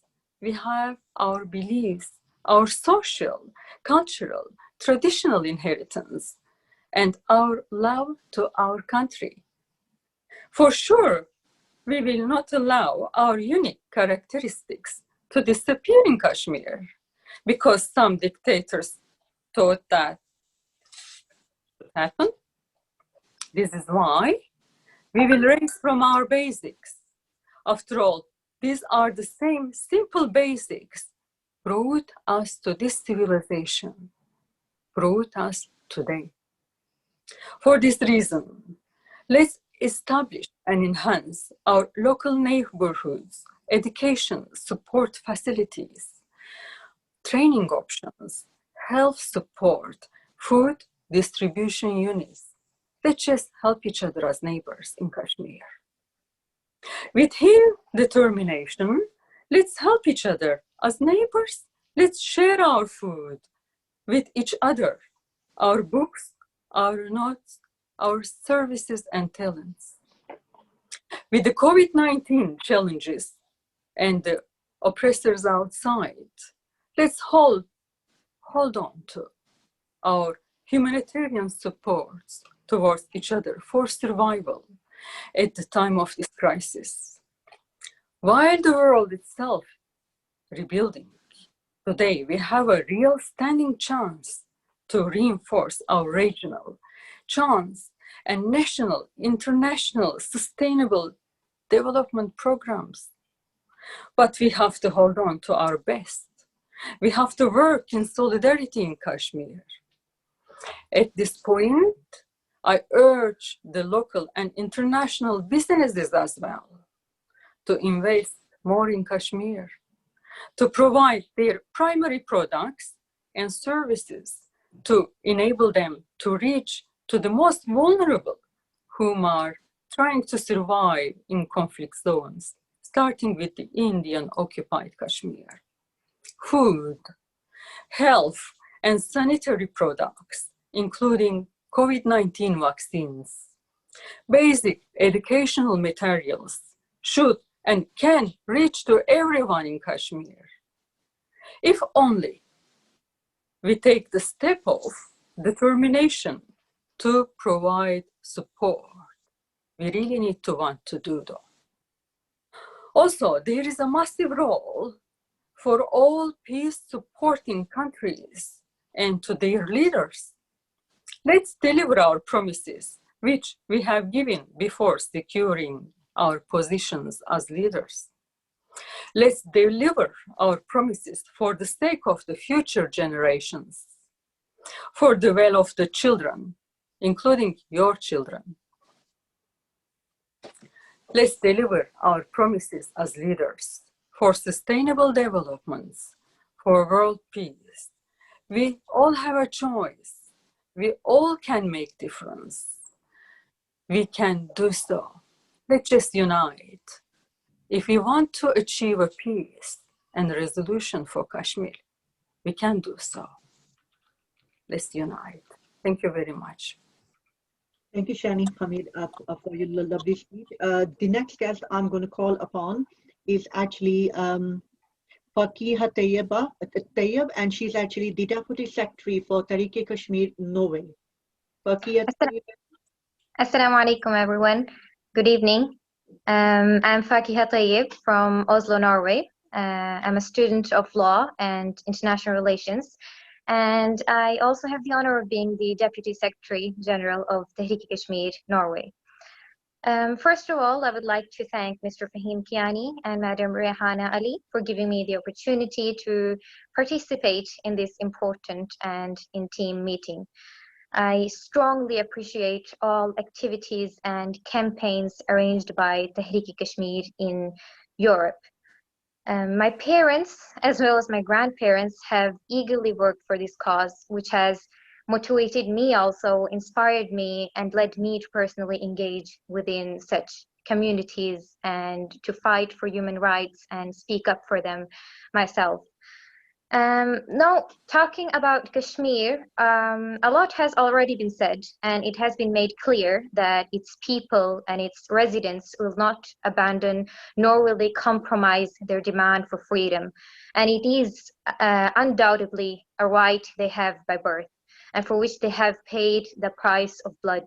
And the suffering continues, such of which no other people or nation in the South Asian subcontinent have been exacted to.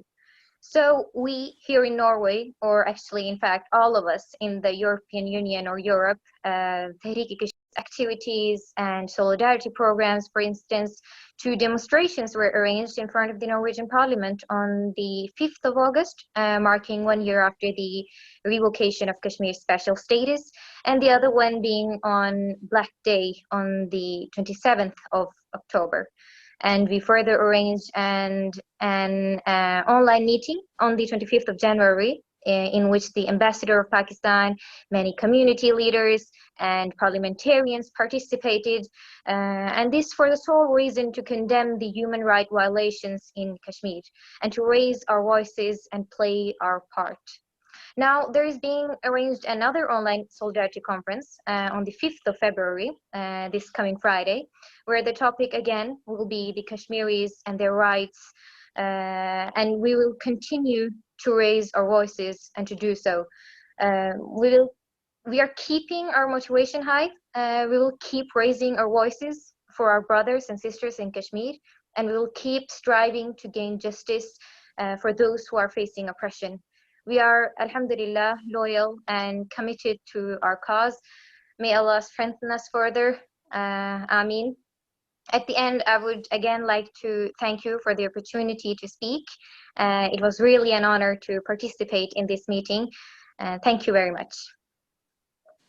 Many thanks, Fakiha Tayyib. It was really nice to listen to you, and God bless you. My next guest I'm going to call upon is Tehreek-e-Kashmir. Welcome. Assalamu alaikum. Welcome, salam. I feel honored, first of all, to join, this occasion, and thank you for inviting me. My story with Kashmir, it started when I was a student in high school.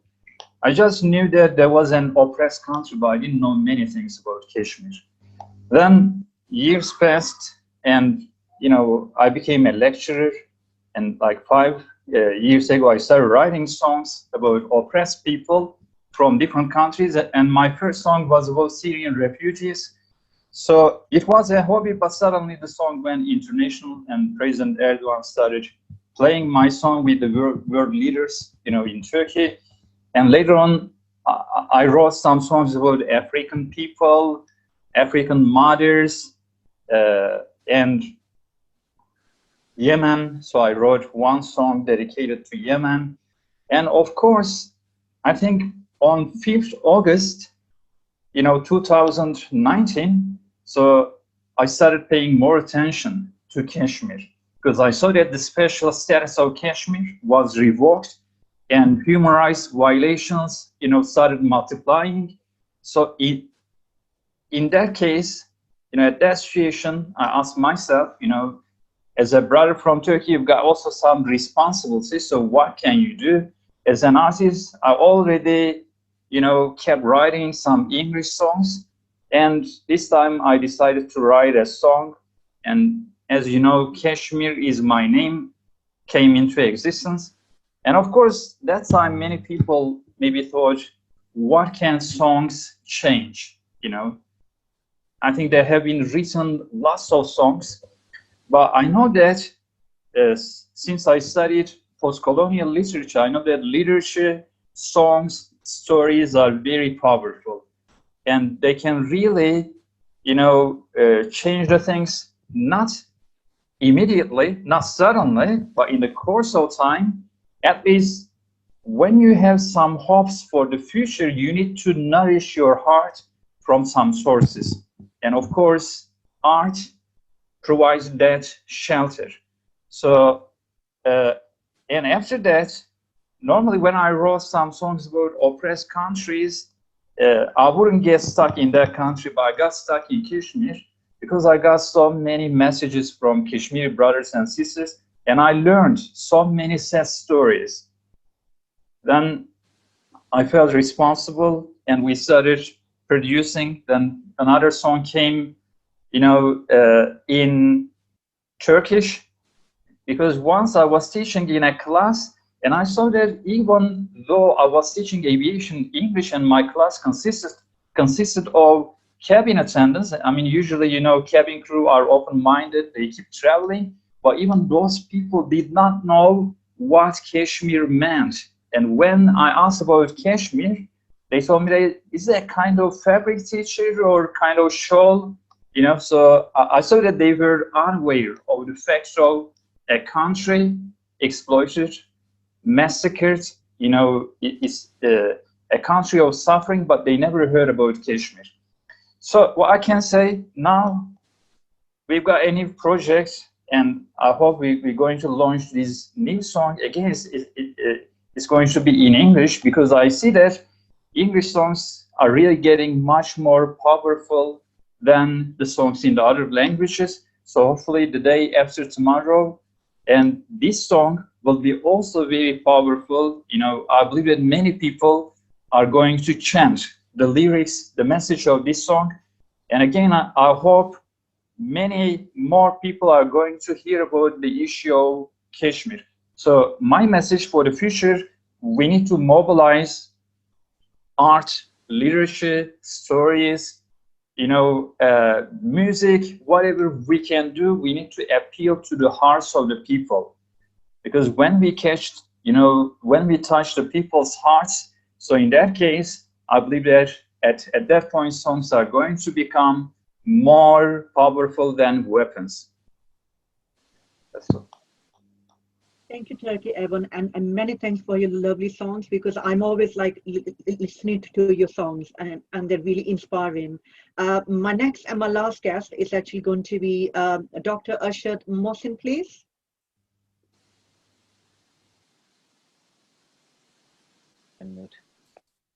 Assalamu alaikum wa rahmatullahi wa barakatuh. Walaikum salam. Thank you very much, Brother Fahim. He has been consistent, persistent, and really hardworking. I appreciate it to the bottom of my heart. The entire team that he has brought up now, they are great fighters. And the voice is reaching and it's reverberating in the Arabian Peninsula where I live. And alhamdulillah, I see a lot of awareness in the Arab world now. on the issue of Jammu and Kashmir, and there's been a lot of hard work from Brother Fahim Kiani, so that he's the one who reached out to the Arabs first. So that's a great achievement. That's one. Secondly, as Brother Mujbil quoted, that the treatment of the big powers, or the central powers, towards these rogue states who have violated the human rights issues, human rights in their territory, have been dealt with differently. But when it comes to the Hindutva fascism, or the fascists like Modi, RSS, and BJP, we fail to understand, even the entire Arab world fails to understand why the treatment is different, why the entire stance is softened up. We don't know. We don't know. It's more dangerous in Kashmir than was in Iraq or Iran.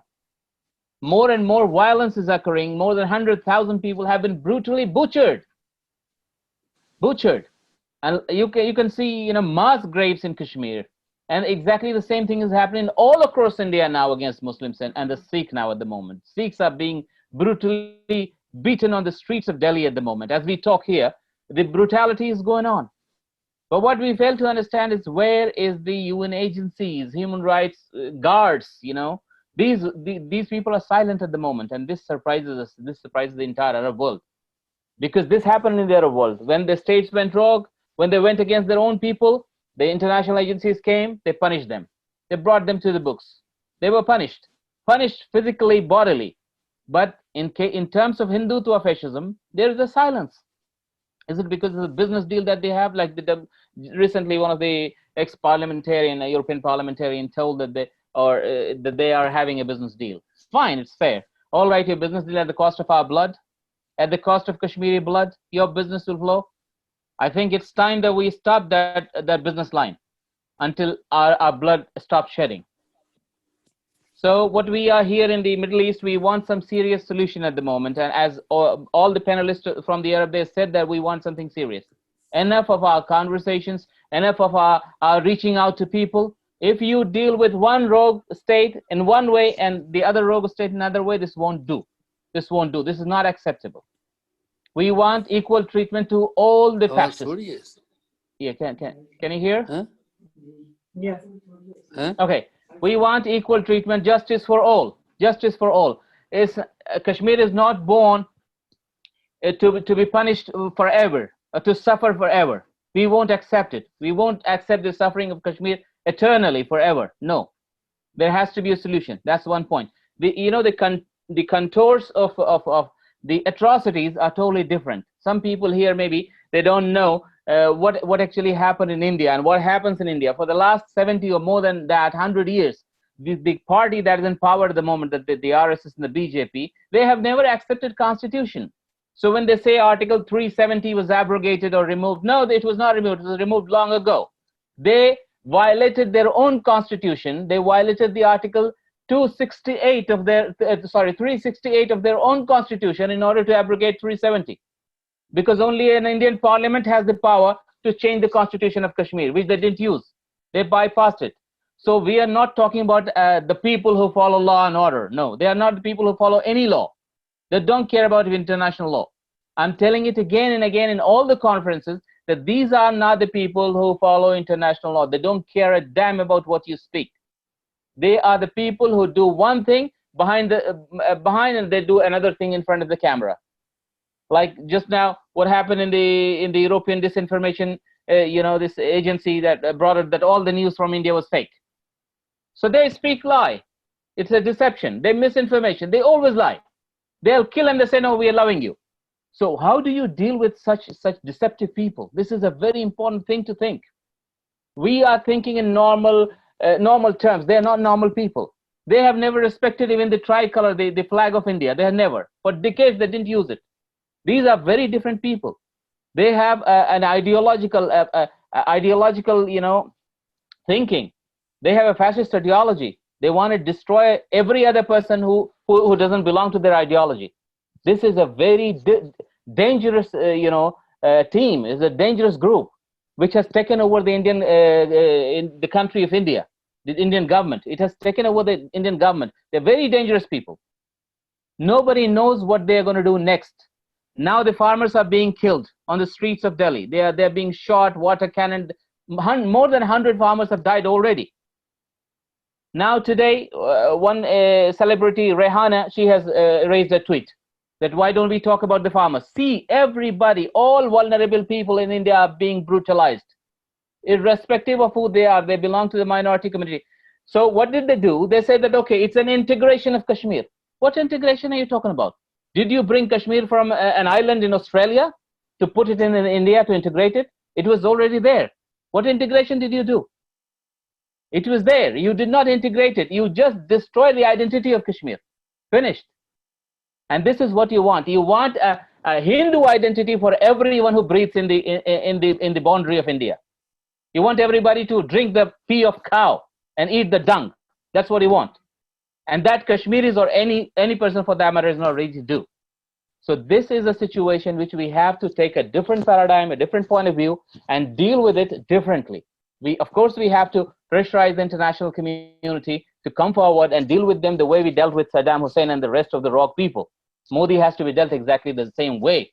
They were also the rulers of that state, or when they went wrong, we dealt with them. So this has to be taken on a different level now. And that's what I would like to share with you. I wanted to. Thank you very much for giving me the chance to speak. Jazakallah khair, Brother Fahim and all, and his team. Thank you very much. Thank you, Dr. Arshad Mohsin.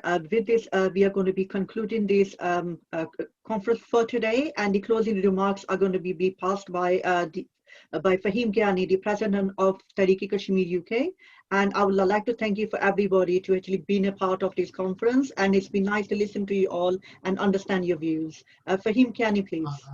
Thank you very much, Rihanna, for moderating this conference. There is another senior member, founding member of Tehreek-e-Kashmir UK is here. So I would like Khwaja Suleiman to say a few words before me, then I can make my comment. In the name of Allah, the most merciful, the most kind, my name is Muhammad Suleiman. I am one of the founding member of Tehreek-e-Kashmir. Since the 1970s, we've been campaigning for Kashmir here in Britain. And the question that you have to ask yourself is this: all the atrocities which are going on in occupied Kashmir, does the British government know? The answer is yes. Every British government knows what is going on in Kashmir because the British High Commission in Delhi sends a regular report to the Foreign Office. So they know all the atrocities are committed by the Indian Army. Do the British government know what this dispute is about? Of course they know, because they are party to this dispute. Do they know what the solution is? Yes, they are party to the solution, because when this issue went to the United Nations, it was Britain itself that formulated the resolutions. So as far as we are concerned, the British Kashmiris, we are asking our government here that this issue should be raised by the British government in the United Nations. If I go to United States and raise this issue there, they will say this is British issue, British history. If I go to any European country, they will say the same thing. So Britain has a historical big responsibility to resolve this issue. So this is what we are campaigning here, asking Boris Johnson and maybe next government to raise this issue in the United Nations. That's where the solution lies, because it is up to the people of Kashmir to decide the future of Kashmir. It is not for India, it is not for Pakistan. So my brothers and sisters, I thank all of you supporting this cause. If you are living in Britain, then please join Tehreek-e-Kashmir or join any group. But this is the campaigning point, that it is the British government's historical responsibility to raise this issue in the United Nations, and that's where the solution lies. Thank you. I would like to thank you for your lovely speech, Mr. Suleiman, and I would like to call upon Tehreek-e-Kashmir President Fahim Kiani for his closing remarks, please. Thank you very much, Rihanna, for moderating this conference.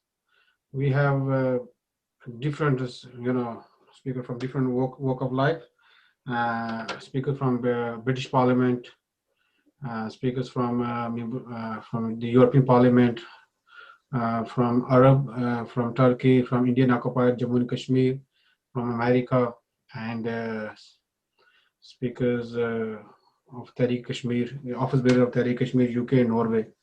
Everyone made a tremendous contribution in this conference, and they touched all those points which are related to the Kashmir conflict. But I need to mention this point as well. Being a British citizen, the British government can't get rid of their responsibility by saying that this is a bilateral issue, and any bilateral agreements can't supersede international obligations. Whatever happens in Kashmir, it does matter in UK as well. Our 3 million Britons trace their ancestry to the Indian subcontinent. A quarter of them are of Kashmiri descent, who are deeply concerned about the lives and livelihoods of their loved ones in Kashmir due to India's illegal actions. The UK can't afford to ignore this issue. The issue of Kashmir has a serious bearing on the prospects of regional peace and security in South Asia. UK has always championed the cause of human rights and rule of law elsewhere in the world. The UK has a moral and historical duty to play its due role in peacefully resolving the dispute, which is a legacy of the British Empire. Under Article 35 of UN Charter, the UK can bring this matter to the United Nations Security Council. Today, we are talked about geographical changes which are being taken place very quickly. As Muzammil Yubtaka said, it took long to do all these geographical changes, demographical changes by Israel, but it's been done by India within the months. They have given over 1 million people citizenships certificates to non-Kashmiris. Now it is all these demographical changes are leading towards ethnic cleansing of the Kashmiri people. So I would urge UK government to take notice of all those human rights violations committed by Indian Army in Indian occupied Jammu and Kashmir. The people of Kashmir are being punished for the crime of a right to self-determination, which was recognized by the United Nations and promised by the forefathers of India. Once again, I'm very thankful to all speakers. They made excellent contribution, and as Dr.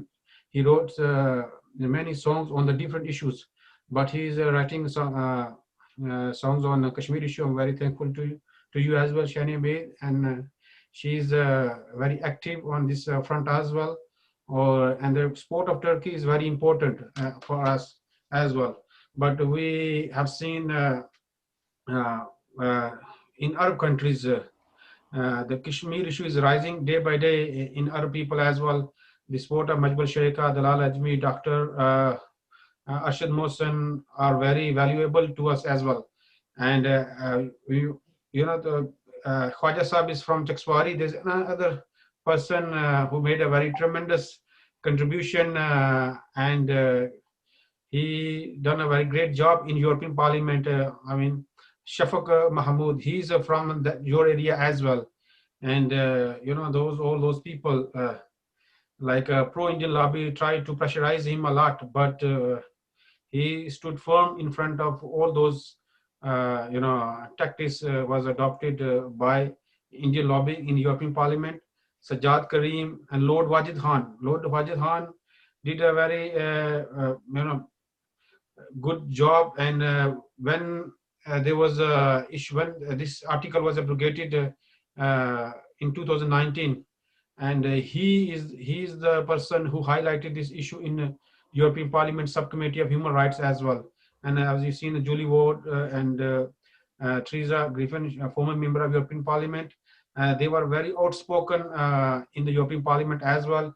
Graham Jones, I met him on the different conferences, and he is outspoken as well, outspoken on Kashmir issue as well. So I'm very thankful to all the speakers, but we need to do more on this issue as well. We need to, every speaker mentioned in this in their speeches. We need to reach out other people as well, and we need to engage other community as well, to make this civil rights movement, to make a mass mobilization. We have to do a mass mobilization. Once we should be able to gather thousands of people in Arab streets, in European streets, in America, in Latin America, and Turkey. All those major player of the world should be engaged in this issue as well. But anyway, we are not disappointed. We are very hopeful, because after 2019, since 2019, 5th August, since 5th August 2019, India has been exposed very badly at international level in regards to human rights violations in Indian occupied Jammu and Kashmir. As far as right of self-determination is concerned, plebiscite is concerned, because India is in denial mode, and India is not fulfilling those promises which were made by the forefathers of India to the people of Indian occupied Jammu and Kashmir. And I'm very thankful to Muzammil Ayub Thakur and Zafar Ahmed Qureshi. Both of them are Indian occupied Jammu and Kashmir, and they touched all aspects of the Kashmir conflict, and they described the situation of Indian occupied Jammu and Kashmir in detail. And Fakiha Tayyib from Norway, she's a Deputy Secretary General Tehreek-e-Kashmir, Norway. And at the moment we in the European countries, Tehreek-e-Kashmir Europe is doing very good work, and I do appreciate. Through this forum, I will want to appreciate Mohammed Ghalib Sahab, President Tehreek-e-Kashmir Europe. He has put his all efforts to make these programs very successful. And Abdul Shahid Turabi Sahab, he is a leading figure of Azad Jammu and Kashmir, and for last 4 decades he is doing a great work in raising awareness about Kashmir within Azad Kashmir in Pakistan and international level as well. And I'm very thankful to, he has passed several resolutions in Azad Kashmir Legislative Assembly. So once again, I'm very thankful to Abdul Shahid Turabi Sahab to participating in this conference. Sardar Aftab Ahmed Khan earlier made comments about Jammu and Kashmir as well, but he is a direct victim of this conflict as well. His house was destroyed by Indian Army at the ceasefire line several times, and his brother was martyred by the Indian Army at ceasefire line as well. So all those speakers very made very highlighted very good points in their speeches as well. Once again, I'm very thankful to all of you, and Rihana Ali as well. She moderated this conference very well, and I hope so. We will send all these videos to international media as well. I would urge Shani Hamid and Turkey, because I'll send all this video. Can you get this? These videos published or aired in your TV channels, and we'll send you the news about this as well, and to Arab as well. We want this conference to be highlighted on all platforms at international level. Thank you very much. Good. Thank you.